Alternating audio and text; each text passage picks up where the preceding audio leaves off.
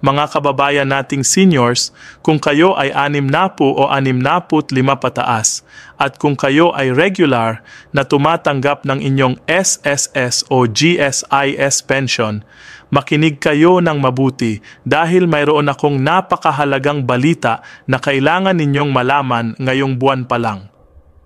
Maraming pensioners ang hindi pa nakakalam na may malalaking pagbabago na nangyayari sa ating mga pension benefits. At kung hindi ninyo ito maririnig ngayon, baka makaligtas sa inyo ang mga pera na dapat sa inyo na. Alam ba ninyo na simula ngayong Setyembre 2025, may malaking tulong na paparating sa inyo? Hindi ito yung regular monthly pension ninyo ha, ito ay dagdag pa diyan. Kaya kung nakaupo kayo ngayon, pagkakataon na para makinig at maintindihan kung paano ninyo makukuha ang pera na ito. Ang totoo, maraming seniors ang nagtataka kung bakit may iba nang nakatanggap ng extra payments habang sila ay wala pa. Kaya dito sa video na ito, ipapakita ko sa inyo kung sino ang qualified, magkano talaga ang matatanggap ninyo, kailan ito ilalabas, at ang mga praktikal na hakbang para masiguro na hindi kayo maiiwan. At huwag mag-alala, hindi ito mga komplikadong salita o mahirap na proseso dahil ipapaintindi ko ito sa inyo na parang magkakapamilya lang tayong nag-uusap dito sa mesa. Marami sa atin ay nagtatrabaho buong buhay, nag-ambag sa SSS o GSIS taon-taon o ngayon na senior na tayo, nararapat lang na malaman natin lahat ng benepisyo na para sa atin. Kaya magtiwala kayo, samahan ninyo ako hanggang dulo ng video na ito dahil mayroon pa akong ilang mga tips na baka makatulong sa inyo para mas lumaki pa ang inyong pensyon. Una sa lahat, gusto kong linawin kung saan talaga nanggagaling ang mga numerong ito na 6,000 piso at 8,500 piso. Hindi ito basta-basta gawa-gawa o chismis lang na kumakalat sa social media ha. Ang totoo, may pinagdaanan ito na malalim na pag-aaral at approval ng gobyerno. Ngayong taon, ang Social Security System o SSS ay nag-anunsyo ng isang historic pension reform program na magsisimula sa Setyembre 2025. Ito ay ayon sa direktiba mismo ng ating Pangulo at ang Social Security Commission ay nag-aproba na nito noong Hulyo 11, 2025. Ang programa na ito ay 3 taon na plano para taasan ang mga pensyon ng lahat ng SSS pensioners at ito ay una sa kasaysayan na may structured multi-year adjustment. Para sa retirement pensioners at disability pensioners, makakakuha kayo ng 10% increase ngayong Setyembre 2025. Kung survivor or death pensioners naman kayo, makakakuha kayo ng 5%. Pero ang maganda dito, hindi ito one time lang, kundi 3 sunod-sunod na taon. Ibig sabihin, Setyembre 2026 ay may another 10% increase para sa retirement at disability at another 5% para sa survivors. Tapos ulit sa Setyembre 2027, same increase pa rin. Kaya after 3 years, ang total increase ninyo ay umabot na ng more than 33% para sa retirement pensioners at 16% para sa survivor pensioners. Ngayon, tanong ninyo siguro, bakit may nakalagay na 6,000 piso at 8,500 piso sa title? Let me explain. Ang mga numerong yan ay estimated amounts based on average pensions. Halimbawa, kung ang current monthly pension ninyo ngayon ay 5,000 piso, ang 10% increase ay 500 piso per month. Multiply that by 12 months, that's 6,000 pesos extra in 1 year. Kung ang pensyon ninyo ay mas mataas, let's say 7,000 piso buwanan, ang 10% ay 700 piso times 12 months ay 8,400 piso, close na sa 8,500 piso. Kaya depende sa current pension amount ninyo, yun ang makukuha ninyong extra money within the year. Hindi ito literal na one time na padadalhan kayo ng isang malaking check, Pero ang effect nito sa buong taon ay parang ganun nga. Pero bago tayo magpatuloy, kailangan nating maintindihan kung sino talaga ang qualified dito.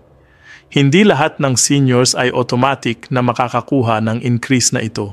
Ang qualified lang ay yung mga pensioners na nandyan na sa sistema as of August 31st, 2025. Ibig sabihin, kung kayo ay nag-retire na at tumatanggap ng pensyon na bago mag-Setyembre 2025, kayo ay covered. Pero kung kayo ay magre-retire pa lang this October onwards, ang increase ninyo ay makikita na sa next year's cycle. Importante rin na alam ninyo kung anong type ng pensioner kayo.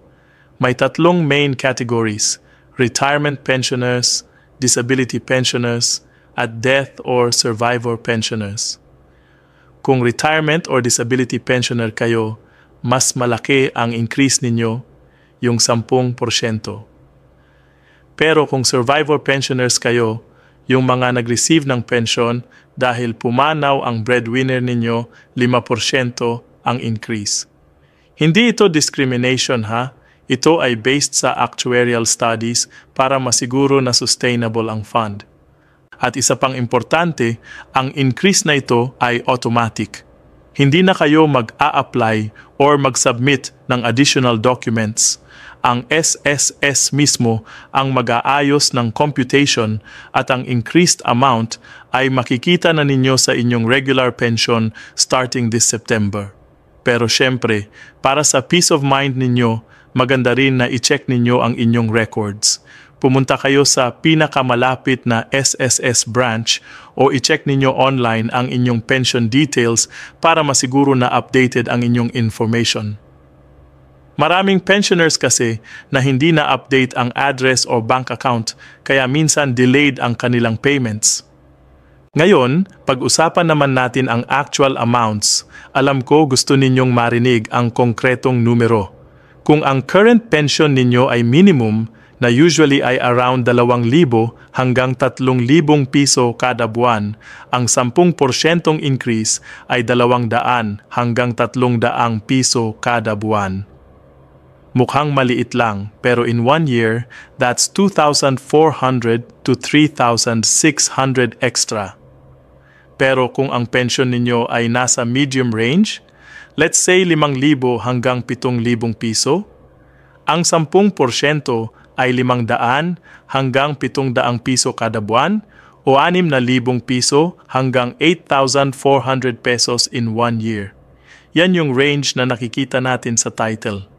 At kung ang pensyon ninyo ay higher, let's say 10,000 piso o higit pa kada buwan, ang increase ay 1,000 piso o higit pa, na nangangahulugan ng 12,000 piso na extra sa isang taon.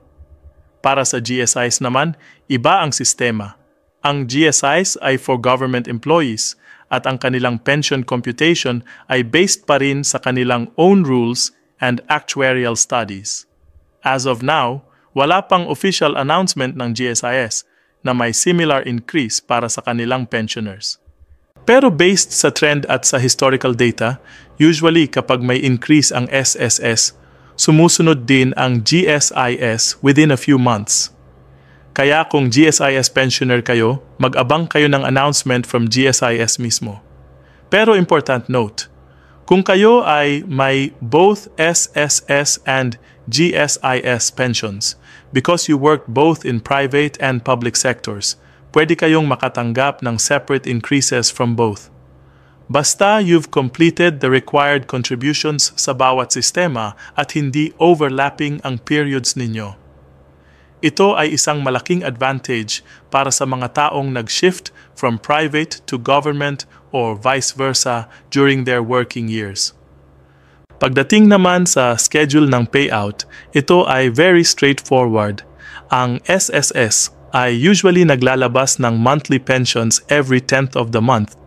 Pero dahil may adjustment ngayong Setyembre, posible na may slight delay ng ilang araw habang ina-adjust nila ang sistema. Huwag magpanik kung medyo late ng 1 o 2 araw ang September pension ninyo. Yan ay dahil ina-update nila ang amounts. Pero starting October onwards, balik na sa normal schedule pero with the new, higher amount na. Para sa payment methods, kung direct deposit kayo sa bank account, automatic na ang increase. Kung card-based, like ATM card from partner banks ng SSS, automatic din. Pero kung cash pick-up kayo sa SSS branches or sa bayad centers, meron ding automatic adjustment.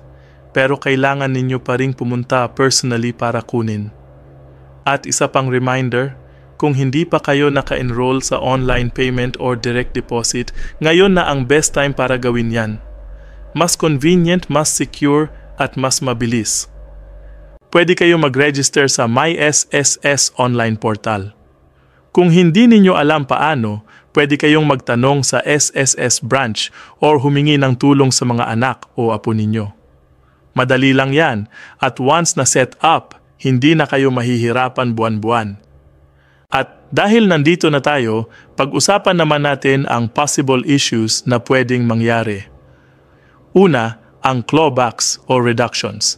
May mga pensioners kasi na may outstanding loans sa SSS, like salary loans or calamity loans na hindi pa fully paid. Kung yan ang case, possible na may automatic deduction sa inyong increased pension para sa loan payment.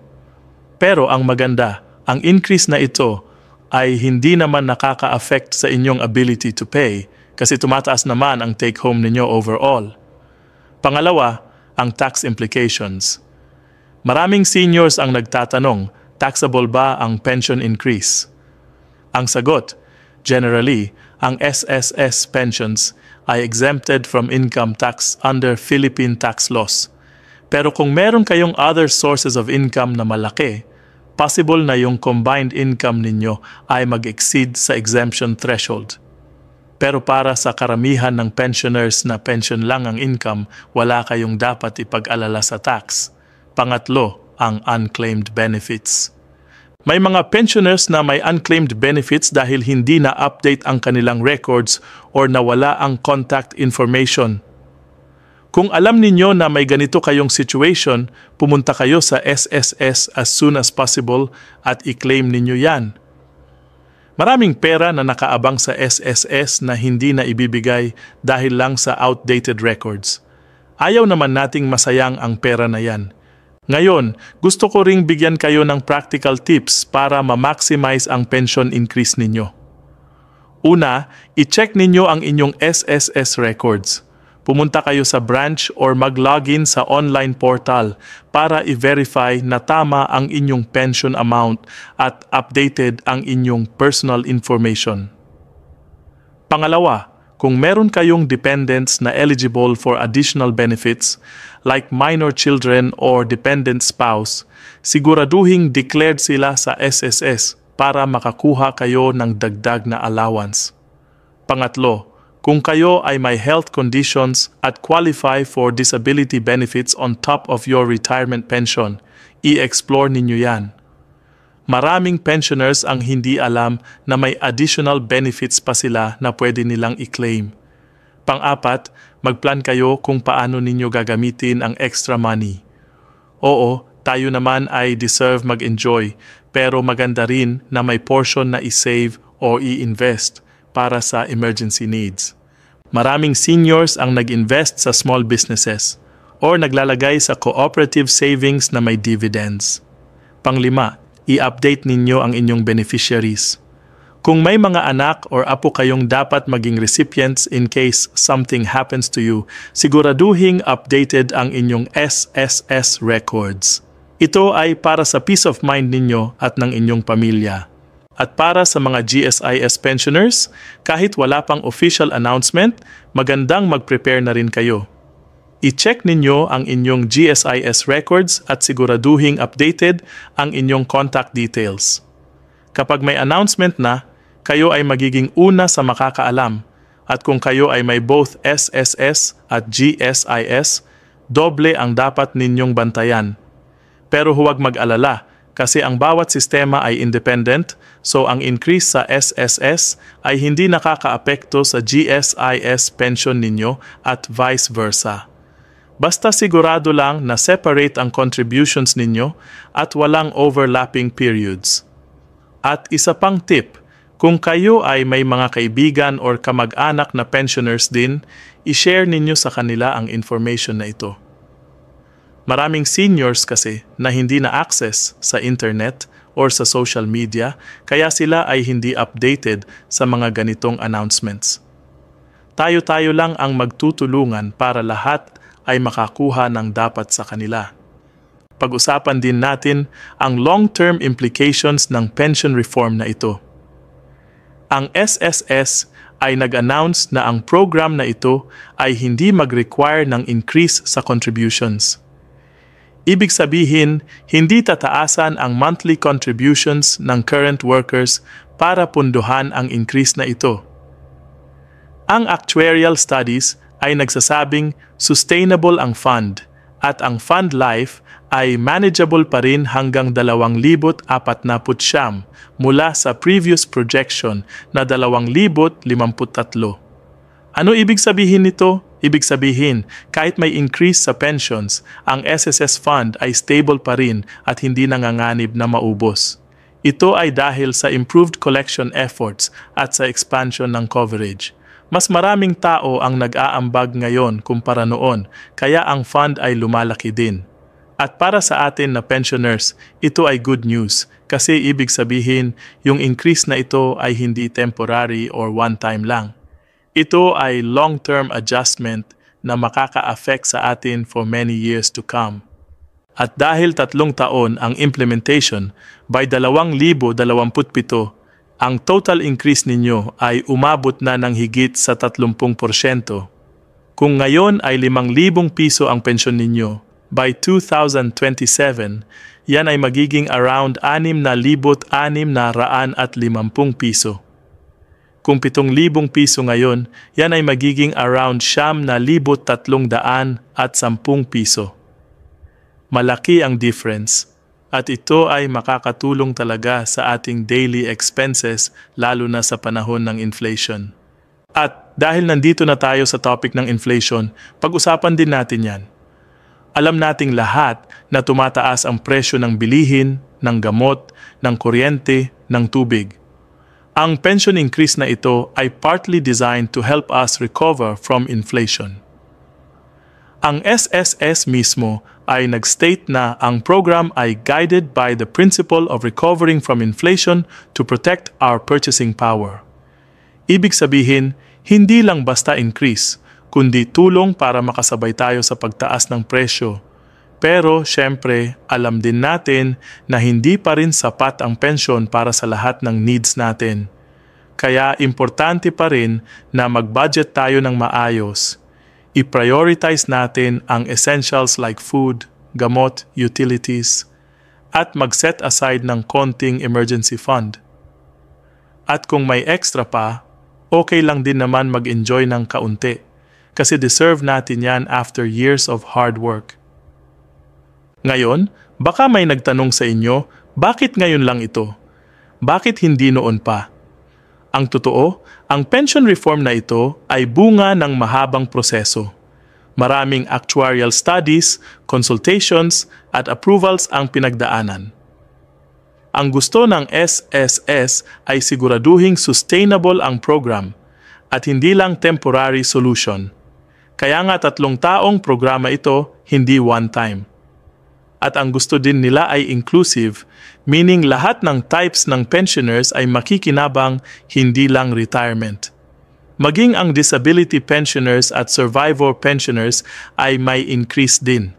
Ito ay kakaiba sa previous increases na usually focused lang sa retirement pensioners. Kaya ang reform na ito ay mas comprehensive at mas fair. At importante rin na alam natin na ang behind ng program na ito ay ang directive ng Pangulo at ang approval ng Social Security Commission. Hindi ito decision ng isang tao lang, kundi collective decision ng mga officials na responsible sa SSS. Kaya tayo ay may assurance na ito ay legitimate at well-studied. At para sa mga nag-aalala kung may hidden costs o requirements, walang ganun.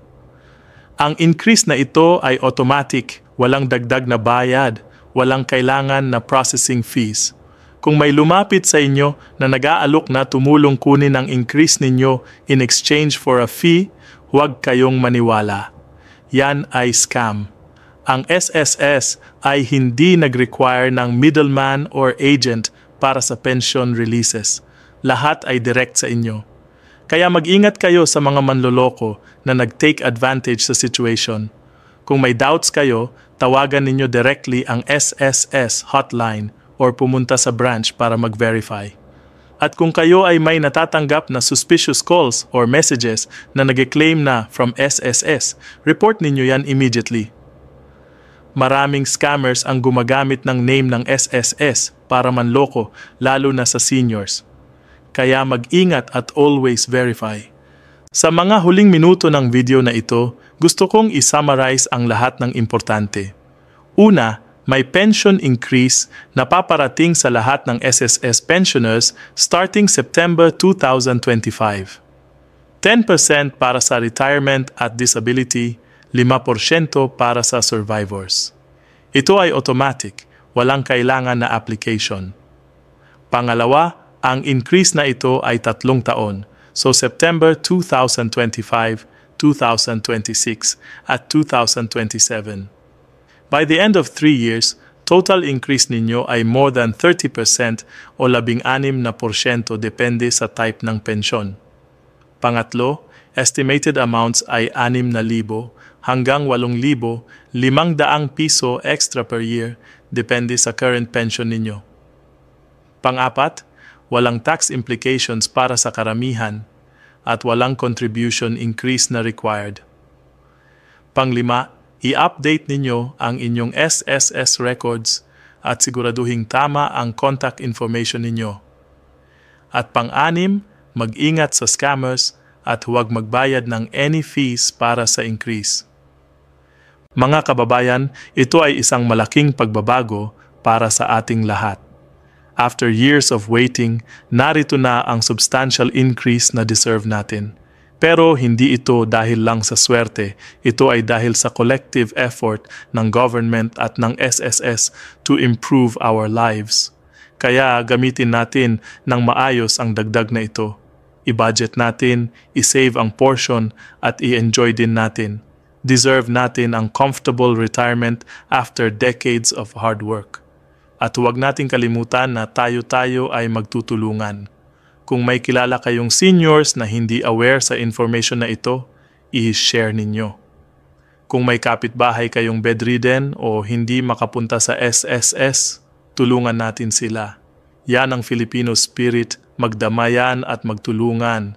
At sa huli, remember that this is just one step. May more improvements pa yan sa future. Ang important ay we stay informed, we stay vigilant, at we stay active in claiming what is rightfully ours. Maraming salamat sa panunood at sana nakatulong ang video na ito sa inyo. Hanggang sa muli, mag-ingat kayo palagi at God bless us all.